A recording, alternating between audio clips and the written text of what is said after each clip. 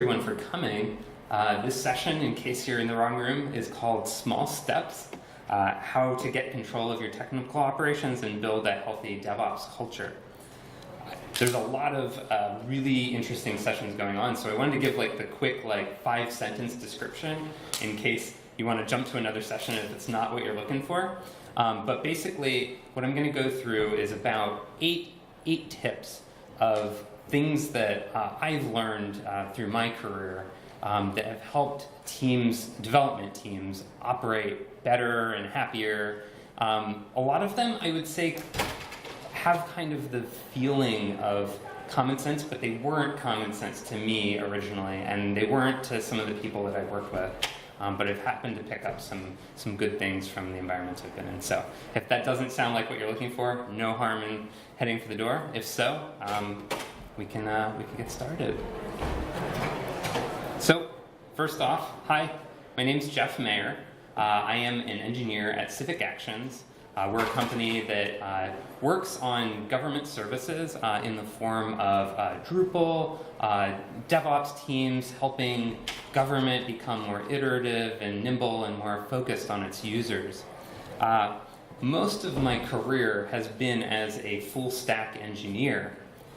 But I would say the last 5 years I've had kind of a weird journey into the making the world a better place industry. I originally jumped in as a Code for America fellow, where I worked with the state of Rhode Island to get preschool registration online. And then I had a 2-year stint with the Obama White House as an early member of the US Digital Service, where I led the team, the engineering team that made Vets.gov.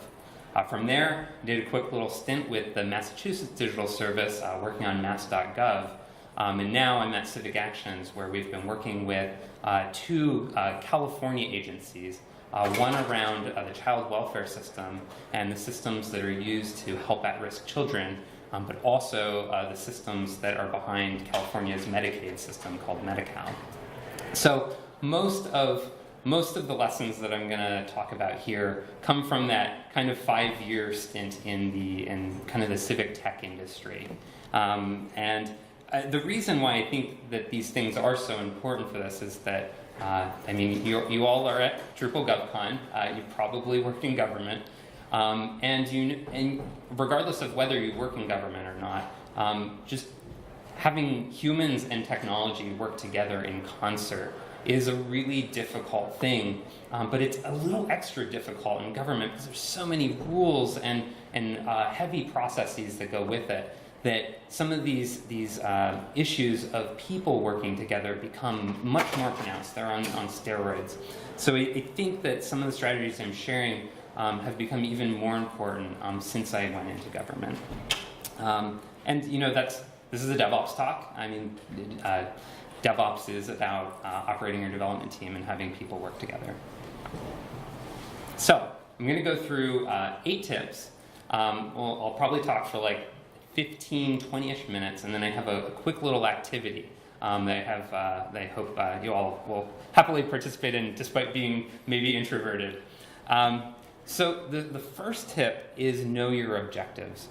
And a lot of times this also translates into what outcome are you trying to get your user to be able to achieve? And this is really important. This is the tip number 1 for very important reasons, because it is really hard for a team to move in any direction or work together or make decisions if you don't know what your North Star is supposed to be. What are the values you're trying to achieve? What are the things that you want your users to be able to do? What are the things that you're going to optimize your decisions? So an example of this was when I was working on Mass.gov. And for those of you that work in DevOps, I feel like every team originally promises 99.9999999% uptime. And the difficulty with making that kind of promise is that it takes a lot of work to make sure that your website is only down for 5 seconds a year. And you do have to make some trade-offs to do that. And those trade-offs may not be as important as some of the things that you want your user to be able to do. So for example, Mass.gov was hosted on infrastructure that didn't make it really easy to do blue-green deploys. So in other words, it was hard to deploy the site without some part of it going down. And there was originally the promise to make sure that it was always up for all users. But in order to do that, we probably would have had to change all of the infrastructure behind the website and hire a whole bunch more system admin kinds of folks to be able to do the site. And it just didn't feel like it was getting us to the objective of making sure that constituents could always get to the website. As a team, we kind of sat down and were like, what are we really trying to achieve here? And like I said, we wanted to make sure that constituents could always access the website, find out about the services that the state offered at any hour of the day.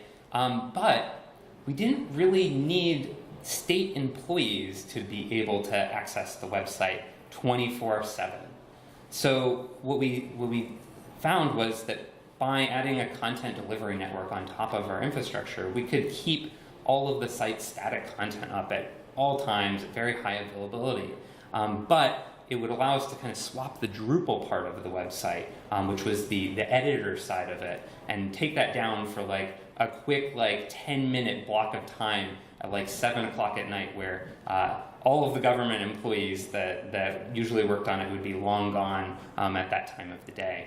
So by really thinking about our objective, like making sure that constituents could do that, we were able to stay with our existing infrastructure because we didn't have to make everything available all the time.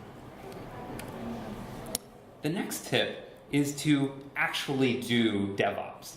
I feel like more so in government than the private sector, the phrase DevOps has become just a synonym for just system administration.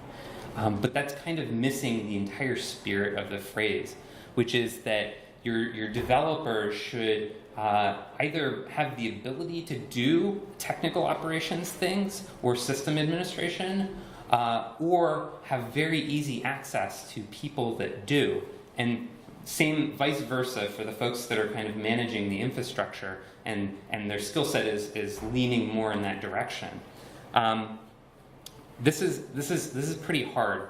I find that particularly, well, there's kind of two models for doing this.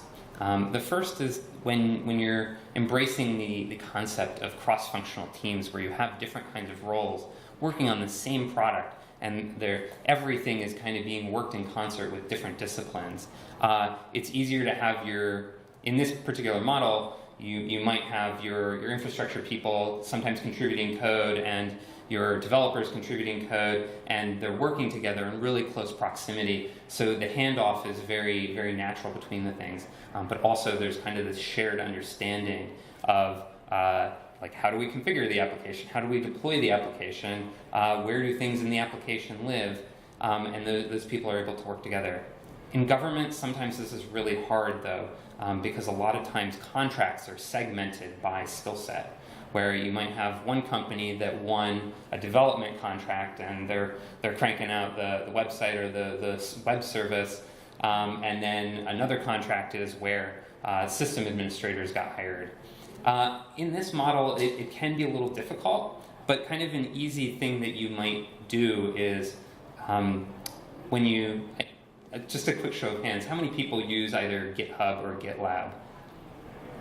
Okay, awesome. So most of the folks here, and you're aware of the concept of a pull request or a merge request, where essentially you're saying, I'm changing this part of the code, and somebody please look at it and tell me if this is good to merge into our stable code branch.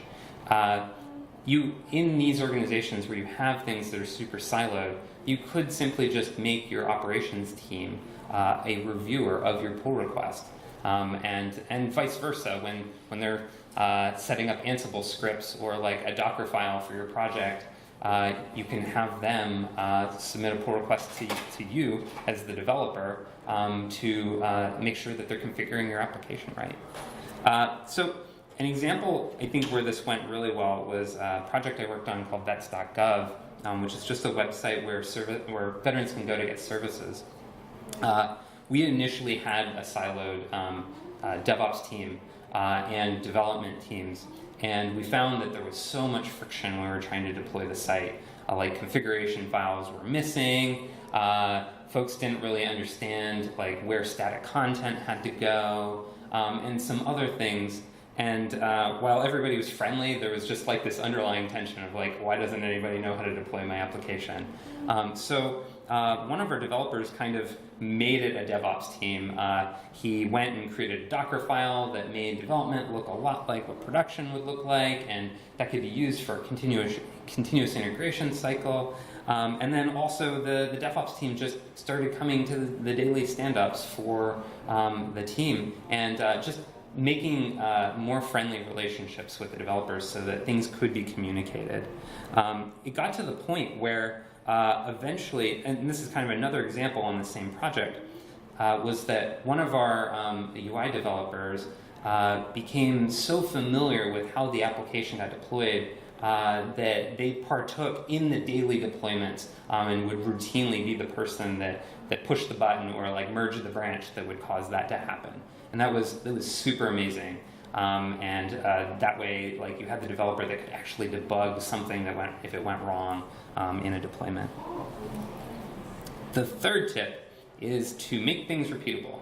I think everybody implicitly knows this one, but I feel like I've been on very few teams where this has been absolutely true.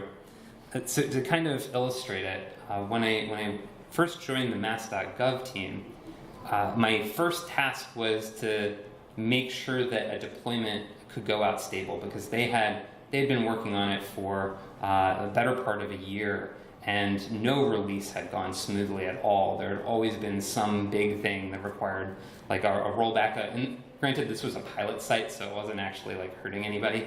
But their pilot site deployments were just not going well. So I was like, oh, okay, well, like, I'll help with the deployment. Who do I talk to?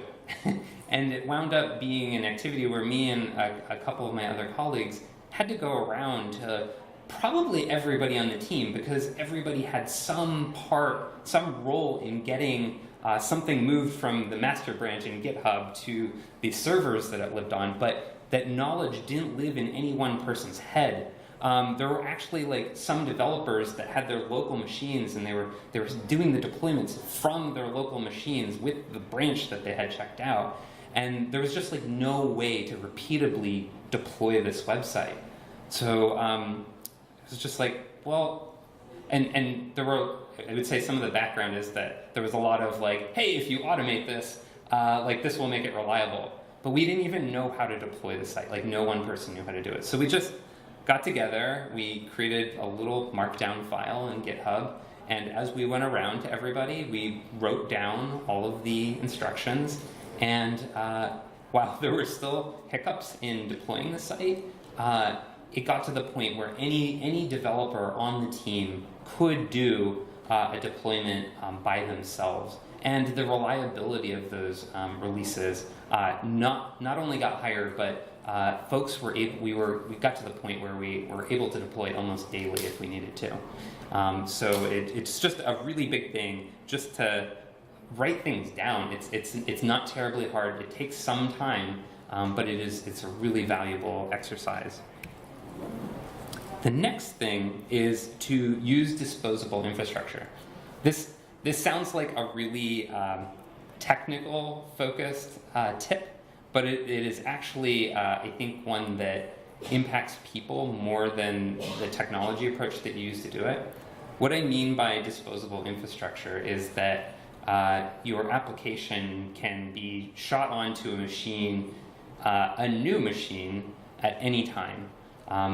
I think, actually, a quick show of hands, does everybody in the room use some kind of like cloud deployment, like Amazon Web Services or Acquia or any of those?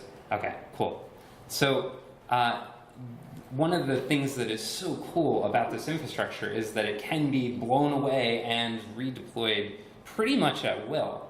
But I find that teams still are in the mindset of, well, we have this one server that like our application goes on, like we just have to keep overlaying stuff on that and like removing old files from it.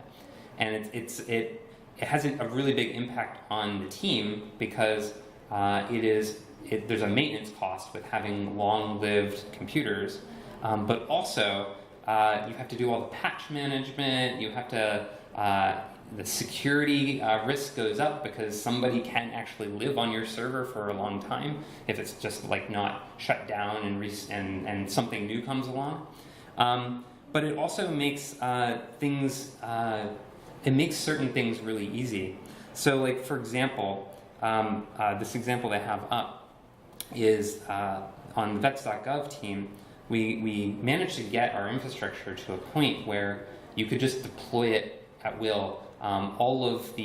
Whenever we would do a deploy, it essentially spin up all of the servers that you needed to on Amazon Web Services.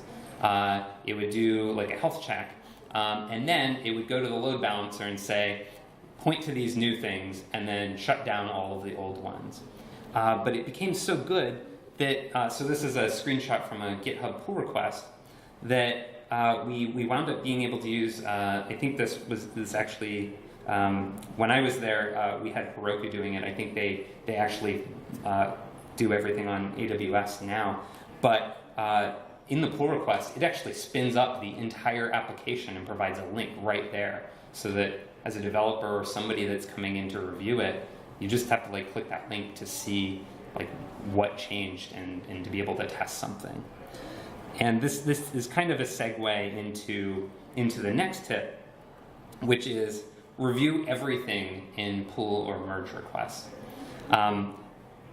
This is probably the most radical of the tips, in that I just haven't seen this in a lot of places, and I find that sometimes people are like, that seems weird, or that seems like that's going to create a bottleneck. But let me explain what it is. So when I have this, it's probably not super visible, so I'll explain it. But the concept is that when you submit a pull request, this is when you're changing a feature, like an atomic feature of your code. Your pull request is almost, I think all organizations do this, is where they use the pull request as a way to say, hey, another developer, you should come over here, you should take a look at the code, and you should let me know if you have any feedback, leave comments. Oftentimes teams will set up the pull request to be able to kick off their continuous integration process on unit tests or integration tests. And that is all super wonderful. You absolutely should do that in your merge or pull requests. The thing I feel like folks don't do is they don't review everything. That is just a code review.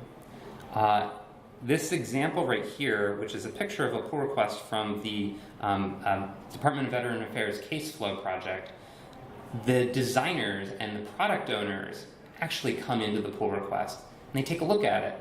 And they say, oh, well, like in this particular example, they're talking about some pixels being off. But in other pull requests, they're like, oh, well, this isn't going to meet the user need. So, like, please don't merge this. And that is kind of the big thing. Whenever you change your code, whenever you change your stable code branch, you are opening the door to risk. And if your thing is not even going to meet the user need, or it doesn't do it in a way that's acceptable to all the parties on your cross-functional team, then why take the risk of merging it and then having to like figure out which commits you have to back out, or like which thing to remove from the server if it already got deployed? Just do it in the pull request. Use that as your place to be like, hey, is this okay with everybody? And kind of going back to the other thing with the disposable infrastructure, being able to spin up your entire infrastructure in the context of a pull request makes this really possible. Another thing that it enables is you don't need as many testing environments, because your pull request essentially spins up your QA environment in its context. So you don't have to get into these very long linear like pre-int, int, QA, staging, pre-prod, prod cycles where the code is different in every environment and the things you're testing against are different. It's just like, oh, okay, well in this pull request, everything except my change looks like what it is in production. So let's just take care of the testing here, and then when we merge this thing, let's just get it out there.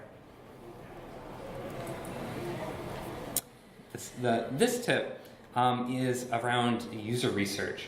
I realize if this is a DevOps audience, user research may not be the most common of terms, but basically the very short description of what a user research interview is say you're working on a feature, and the outcome is, say that you're working on a political campaign, and you want the person that comes to the website to come to it and click the button that helps them or enables them to donate to the campaign.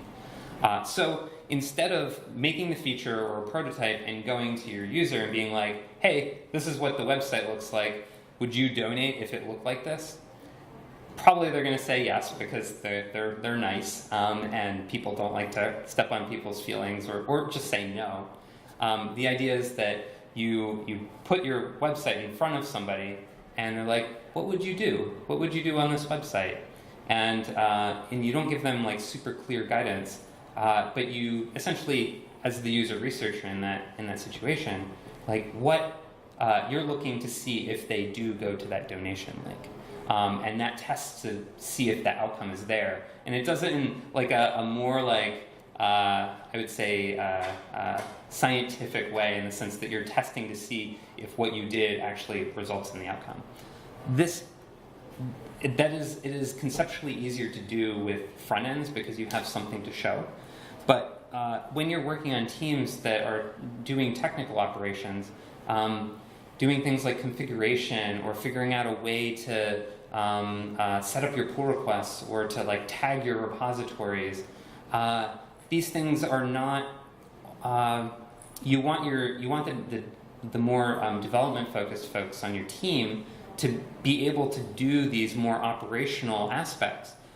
So here's an example to illustrate it.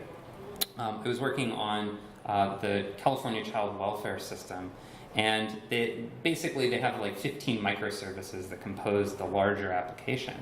And one of the big problems was that they didn't version any of those microservices. So like knowing what was deployed in a given environment wasn't particularly known. And so we started having to figure out like, how do we get the development teams to start tagging their repositories with a version so that we know what needs to get deployed. So we basically went to some of the teams that had some level of tagging, and we're like, well, what happens when you release something, or what happens when you tag something? And we learned a little bit about how they did things. And we're like, okay, well, let's go back to the drawing board. So we went back as a team, like, how do we make this easier for them to tag things? And we came up with a little prototype, and then we went back to the same developers and we're like, hey, like, say you need to release your code and you're given this tool, like, how would you go about it? And they went through the workflow, and like, we could see things that didn't particularly go the way we thought they would, but also at the end, we were like, hey, like, what challenges do you have here with this? And we learned that, for example, in this situation, they had a Java project where there was actually a file in the repo that needed the version number updated. So just tagging it in Git wasn't sufficient, because you also needed that file to get updated. But also, if at the time you submitted your pull request, you didn't know what the version number was going to be, because somebody else may have merged something before you got to that point. So we went back to the drawing board and created this way for them to label their pull requests, and it would apply a version number based on either a major label, a minor label, or a patch label. And then when the merge happened, it would essentially modify that file and then toss a tag on the commit for that version modification. And we went back to the developers and we're like, hey, like, now try this. And it wound up working out. But like, we may have had completely the wrong solution if we hadn't used user research tactics. Tip number 7. This one, I think, follows more closely the earlier tip to write everything down. I think that teams have a tendency, especially as I'm a developer, and I always want to make everything as automatic as possible. And like, kind of my first gut instinct is to go and automate everything right off the bat. But that takes a lot of time. So what I wind up doing now is that I try to write down all the steps, or have somebody on my team write down all the steps to do it, and then we use that series of steps to essentially be our automation checklist, and we just change little things at a time. This means that you're able to get improvements out the door much faster, but also to decrease the risk, because maybe if you automate everything all at once, lots of things might break, and you might not know exactly where it broke down, and your debugging cycle is a lot longer. An example of this is when I was working on Vets.gov, we had one microservice called the GI Bill comparison tool. And it was just a little Rails application, and the first version of it was written by somebody that was no longer in the organization. We didn't even know how to deploy it. So kind of the first thing we did was we had to figure out how that happened. Then we wrote it down, but it was kind of nuanced because the way data got into it came from a lot of different federal agencies. So over time, we just bit off slow chunks of first, how do we automate getting the database migrated every time it changed? How do we automate getting it onto servers? How do we automate getting data in from the Department of Education and things like that? And my last tip, and I'm channeling my coworker, John O'Din. One of the most common phrases out of his mouth is have a single source of truth. And the concept is that there is one place where the truth is definitively stored. And this is really important both kind of on a technical level, but also in a kind of people and working together level, where, for example, when people want to know, say that you have a fire in production and you're trying to debug it, but there's different parties that might be involved in it. You probably want to have a Jira ticket or a GitHub issue, or just a shared document where you're writing down what you've investigated and what you've found, and that way everybody can instantly be on the same page as to what is happening operationally to fix this fire in production. But also just day to day, you have a lot of teams have a Jira board where they have all the things that they're working on. This makes it really easy for other people in the organization to know what is being worked on as a team. When it comes to the more technical level, here's another example from the Child Welfare Digital Service. And I was talking a little bit earlier about how it's basically a microservice environment where there's lots of different microservices that compose the overall child welfare system. And there was no definitive source of truth to what was deployed in, for example, the QA environment or the staging environment or the production environment. So it made it really hard to say okay, we got a bunch of features done, we should deploy that to production. Well, what's going to change in production? What are we even deploying, for that matter? So what we had done was we created essentially manifest files for each environment where we would write down the version number as tagged in GitHub in a single repository, so that when we needed to change the staging environment, what would happen is you would go and change the version number of the microservice that you wanted to do, and then early versions of this, the pull request would essentially just go to the team that would do the deployment. The more recent versions are that our Jenkins actually automatically can deploy stuff based on the change in the Jenkins file. But whenever somebody needed to change, we knew exactly what was going to change, so release management was in the loop. But also, if we had to roll back an environment, we could just look at an older version of the manifest file and be okay, we're going to change back all of these different manifest files, or we're going to change back all the microservices to the version as they were before this thing happened. So I've been blabbing for about 30 minutes now, which is probably too much. So what I want to do as an activity is, I was hoping that if you see a person that you don't know that is somewhere near you, take 5 minutes and just swap something that has become common sense to you as a developer or a system administrator, and just share that tip with them, talk a little bit about the context of it and how it came in handy. And then like 5 minutes later, I'll see if anybody wants to share their tips, so that we all, that's the beauty of this not being a web presentation in a conference, is that we can all talk with each other and share knowledge. So I'll set a timer for 5 minutes, and then we'll switch to, let me say that more clearly. The first person can go for 5 minutes, second person can go for 5 minutes, and then we'll come back and folks can share, and or we can go into questions. Okay.